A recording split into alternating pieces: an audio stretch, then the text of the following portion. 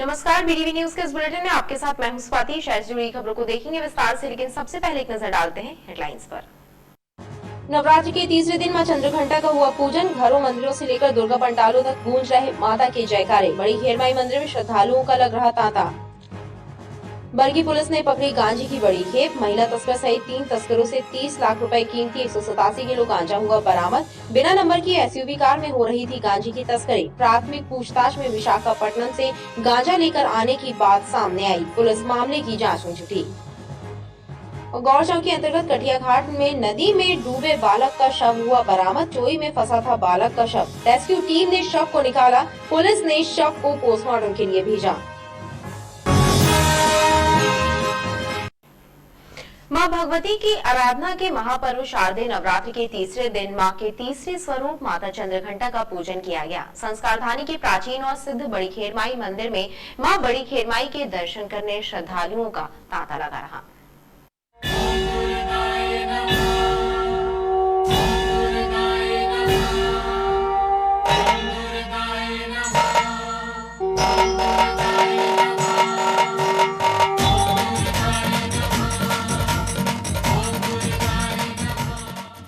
मां भगवती की आराधना का महापर्व शारदीय नवरात्र पर माता के 9 स्वरूपों का विधि विधान से पूजन अर्चन किया जा रहा है। घरों, मंदिरों, शक्तिपीठों और दुर्गा पंडालों में मां भगवती की आराधना का क्रम जारी है। शहर के सभी देवी मंदिरों के साथ ही मां बड़ी खेरमाई मंदिर भान तलैया में नवरात्र पर्व पर भक्तों का तांता लगा हुआ है। माता के दर्शन करने, जल ढारने और उनका पूजन करने के लिए सुबह से ही भक्तों की भीड़ उमड़ रही है। ऐसी मान्यता है कि मां बड़ी खेरमाई भक्तों की सभी मनोकामनाएं पूर्ण करती हैं। नवरात्र पर्व पर माता के दर्शनों से ही भक्तों की सभी मनोरथ पूर्ण हो जाते हैं। श्रद्धालु सुबह और शाम दोनों वक्त माता के दर्शनों और पूजन के लिए मंदिर में दर्शन करने आते हैं। सुबह से लेकर देर रात तक मंदिर में श्रद्धालुओं की भारी भीड़ देखी जा सकती है।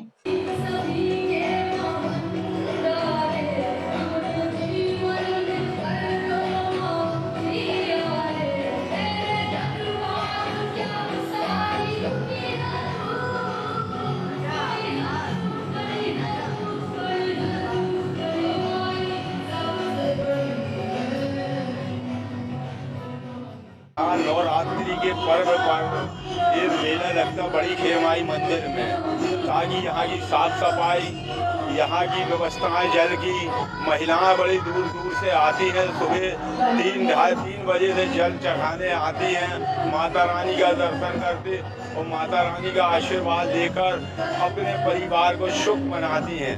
और ऐसे हमारे खेरमाई मंदिर में दूर दूर से मेला भी लगता है।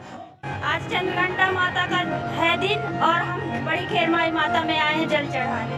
सुबह हम 6 बजे उठकर माता जी की पूजा करते हैं। आज तीसरा दिन है, चंद्रघंटा देवी जी का दिन है और आज हम सवेरे नहा धो के देवी जी की अर्चना पूजा करते हैं, जल ढालते हैं उनको और अभी जो भी मन्नत मनोकामना है उसके लिए हम देवी जी से प्रार्थना करते हैं। जबलपुर में प्रतिष्ठित श्री बड़ी खेरमाई मंदिर सब बताते हैं लगभग 1000-1200 वर्ष पुराना प्राचीन मंदिर है। हालांकि तो अभी मंदिर का टूट करके नया निर्माण हुआ है 4-5 साल पहले। और आज जो माता जी का दिन है, चंद्रघंटा माता का दिन है, अर्थात भगवती दुर्गा के आज तीसरे स्वरूप का पूजन किया जाता है। चंद्रघंटा स्वरूप में आज श्री बड़ी खेरमाई माता का चंद्रघंटा स्वरूप में पूजन अर्चन श्रृंगार किया गया है। विधिवत अभिषेक, दुर्गा पाठ इत्यादि जो नवरात्रि का पूरा विधान है। तो जो चंद्रघंटा माता है बड़ी दयालु देवी है, अर्थात अपने भक्तों की सभी मनोकामनाएं पूर्ण करने के लिए तत्पर रहती है।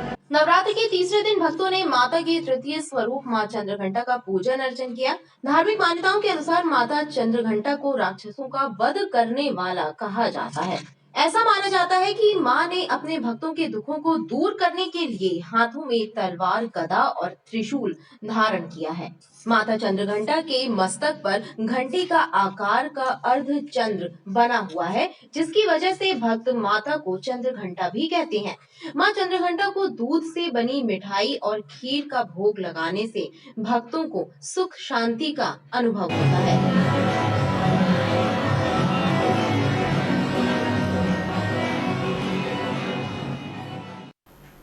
एमपीईबी एम्प्लॉइज साख प्राथमिक सहकारी समिति की वार्षिक बैठक का आयोजन हुआ। बैठक में समिति के पदाधिकारियों ने समिति सदस्यों के समक्ष समिति द्वारा वर्ष भर संचालित की गई गतिविधियों की जानकारी और समिति के लेखा जोखा का विवरण प्रस्तुत किया।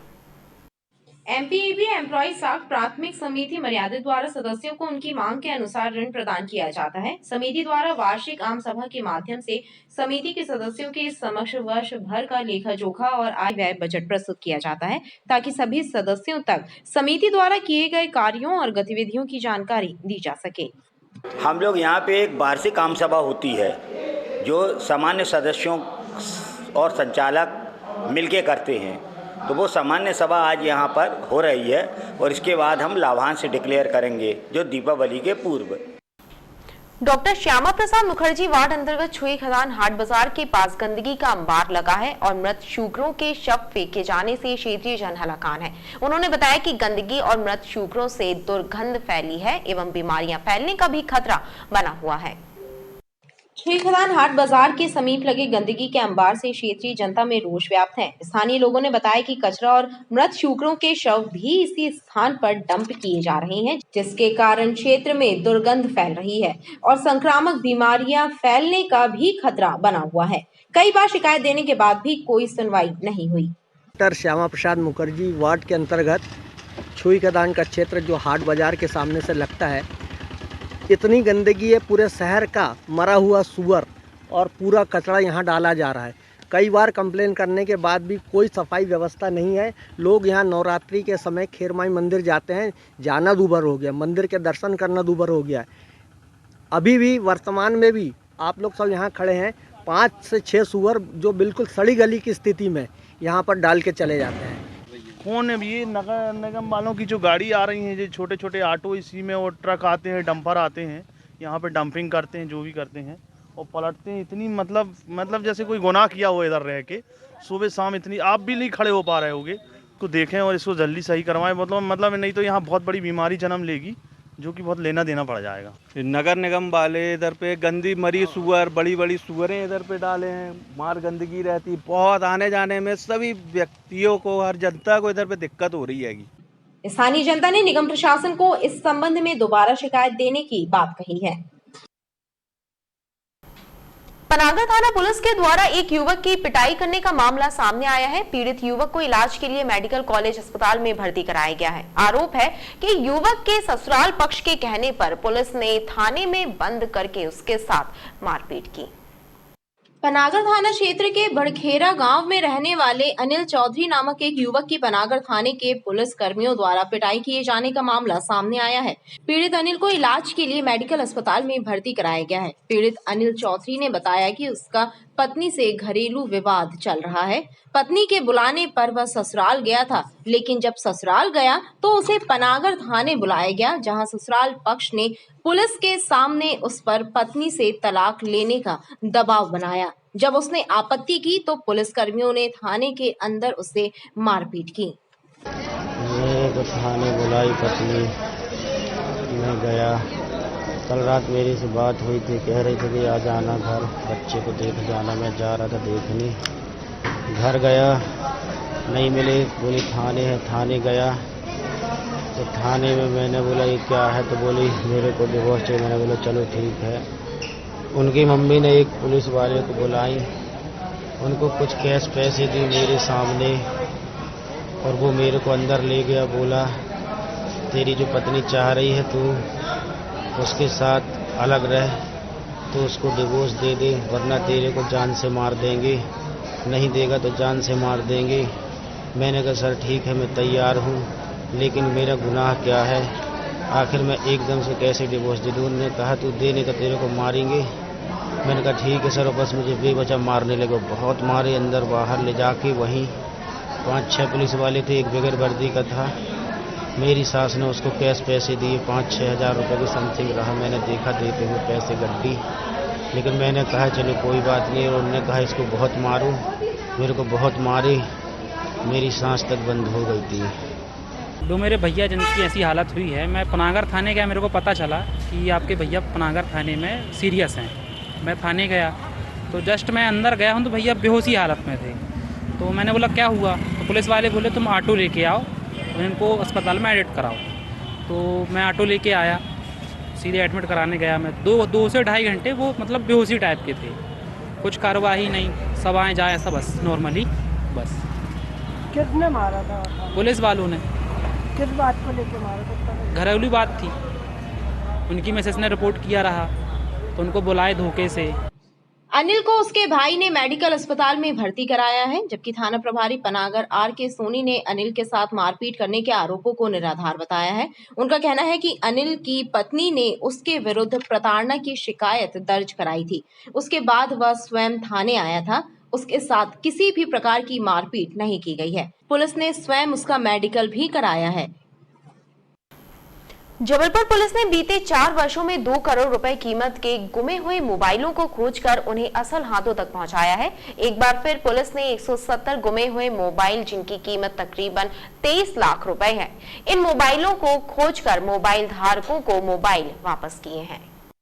जबलपुर पुलिस ने साइबर एक्सपर्ट की टीम की मदद से बीते 4 वर्षों में 4 करोड़ रुपए कीमत के गुमे हुए मोबाइल खोजकर मोबाइल धारकों को वापस लौटाए हैं। बुधवार को पुलिस कंट्रोल रूम में एसपी सिद्धार्थ बहुगुणा और एएसपी क्राइम समर वर्मा की मौजूदगी में 170 गुमे हुए मोबाइल लोगों को वापस किए गए। एसपी सिद्धार्थ बहुगुणा के हाथों मोबाइल पाकर लोगों के चेहरे खुशी से खिल उठे।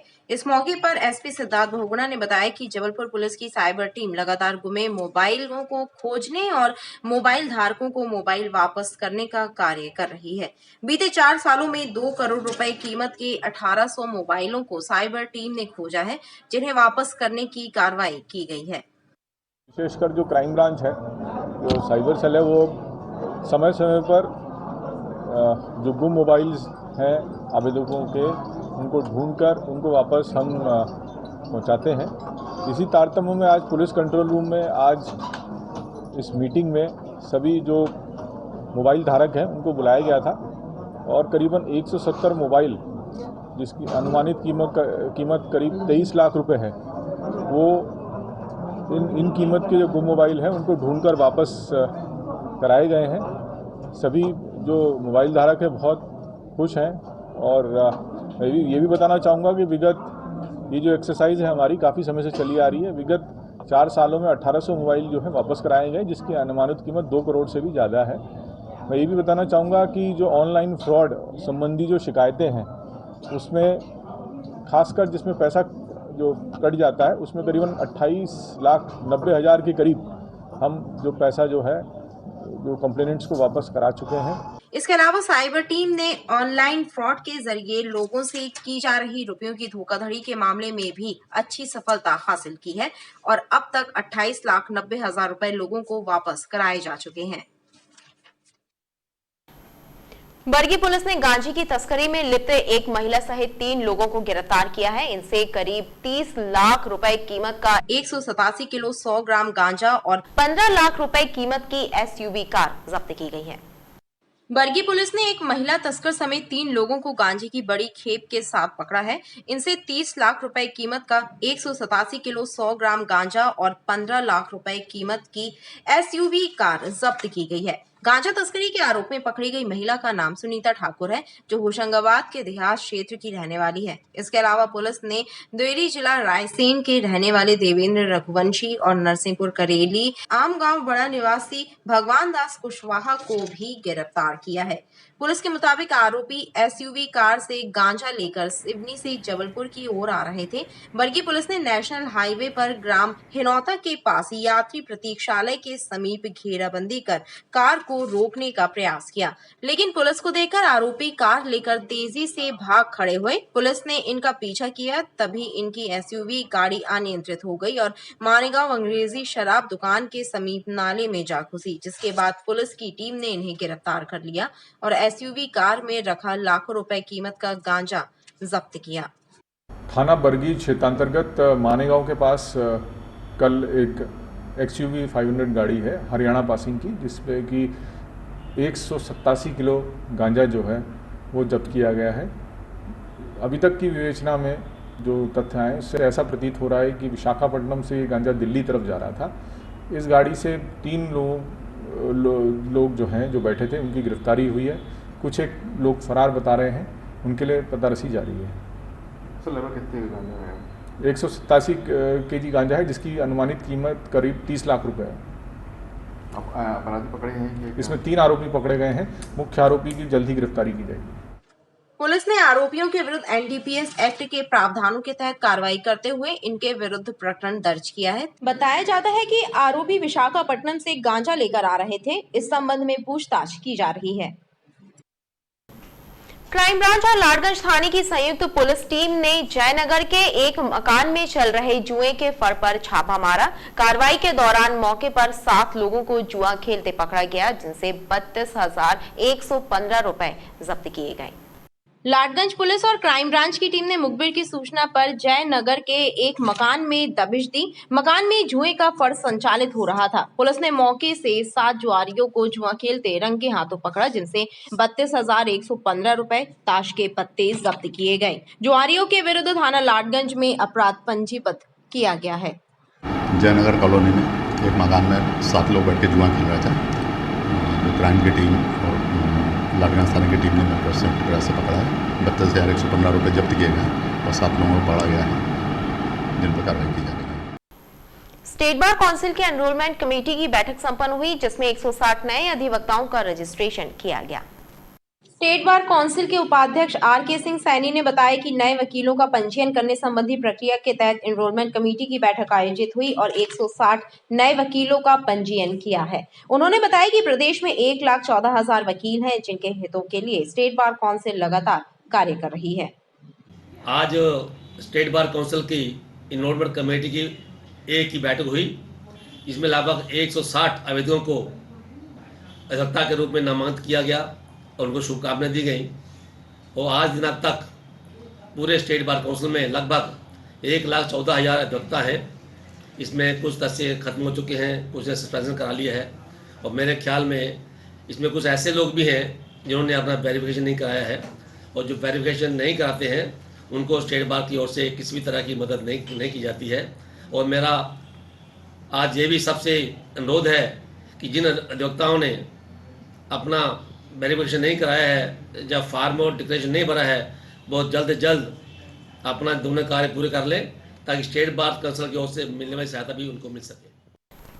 गोरा बाजार चौकी क्षेत्र के अंतर्गत कटिया घाट में नहाते समय डूबे 11 वर्षीय बालक का शव बुधवार को सुबह बरामद कर लिया गया है। रेस्क्यू टीम ने चोई में फंसे बालक के शव को नदी से बाहर निकाला। गोरा बाजार चौकी क्षेत्र के अंतर्गत कटिया घाट में नदी में नहाते वक्त तेज बहाव में बह गए कजरवाड़ा निवासी 11 वर्षीय बालक प्रवेश सोनकर का शव बुधवार की सुबह नदी में बरामद कर लिया गया। प्रवेश का शव पानी में चोई में फंसा हुआ था। रेस्क्यू टीम ने सुबह प्रवेश का शव नदी से बाहर निकाला। बालक का शव बरामद होने की जानकारी लगते ही उसके परिजन और पुलिस अधिकारी मौके पर पहुंच गए थे। पुलिस ने शव का पंचनामा करने के बाद शव को पोस्टमार्टम के लिए भेज दिया है। इधर बालक का शव मिलने के बाद उसके परिजनों का रो रो कर बुरा हाल है। कल दिनांक 27 तारीख को हमें जानकारी प्राप्त हुई थी कि एक बालक डूब गया है गौर नदी में, तो हम रेस्क्यू करने आए थे। कल हमने डीप ड्राइविंग भी की, परंतु बच्चा नहीं मिल पाया। आज हमने रेस्क्यू करके बच्चे को पानी से बाहर निकाला। जब पुलिस के द्वारा पूछताछ की गई तो यह तथ्य सामने आया कि वह अपने 3 अन्य दोस्तों के साथ कटिया घाट में नहाने गया था। इस जानकारी पर जब कल एसडीआरएफ की टीम के द्वारा कल से लगातार उसके शव को बरामद करे जाने के प्रयास किए जा रहे थे, जिसमें आज सुबह प्रवेश का जो शव है वह बरामद हुआ है और उसको जो है पोस्टमार्टम के लिए रवाना किया गया है। पोस्टमार्टम के बाद जो भी तथ्य आते हैं उस पर जो है कार्रवाई की जाएगी। प्रथम दृष्टया ये दुर्घटनावश नदी में डूबकर मृत्यु होने का मामला नजर आता है। गौरतलब है कि कजरवाड़ा निवासी प्रवेश सोनकर अपने 3 साथियों के साथ कटिया घाट गया था, जहां नहाते वक्त पानी के तेज बहाव में बह गया था। घटना की जानकारी मिलने के बाद से ही पुलिस और एसडीआरएफ की टीम बालक की तलाश के लिए रेस्क्यू ऑपरेशन चला रही थी। खबरें लगातार जारी हैं, आप देखते रहिए BTV न्यूज।